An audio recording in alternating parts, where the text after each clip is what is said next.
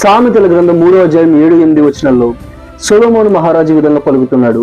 నేను జ్ఞానిని గదా అని నీవు అనుకొనవద్దు, యెహోవా యందు భయభక్తులు కలిగి చెడుతనమును విడిచిపెట్టుము, అప్పుడు నీ దేహమునకు ఆరోగ్యమును నీ ఎముకలకు సత్తువియు కలుగునని ఆయన పలకడం మనం చూస్తున్నాం. ఈ అధ్యాయంలో సొలొమోను మహారాజు దేవుని జ్ఞానం గురించి అనేక విషయాలు తెలియజేస్తూ ఆయన ఉపదేశాన్ని మనం వినమని, మన స్వబుద్ధిని మన సొంత జ్ఞానాన్ని ఆధారం చేసుకోకుండా దేవుని జ్ఞానంపై ఆధారపడమని, ఆయన యందు భయభక్తులు కలిగి ఉండమని, అప్పుడు మనం మంచి ఆరోగ్యాన్ని క్షేమాన్ని పొందుకోగలమని ఆయన మనకు తెలియజేస్తున్నాడు.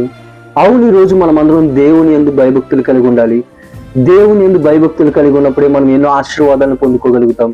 ఆయన యందు భయభక్తులు కలిగి చెడుతనాన్ని మనం అసహించుకున్నప్పుడే మనం మన ఆరోగ్యాన్ని కాపాడుకోగలుగుతాం. అది మనల్ని శారీరకంగాను మానసికంగాను ఆత్మీయంగాను ఆరోగ్యంగా ఉండడానికి సహాయపడుతుంది.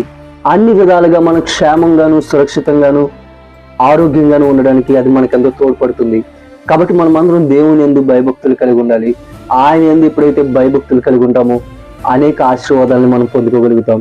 అటువంటి కృప దేవుడు మనందరికీ దయచేయును గాక. ఆమేన్.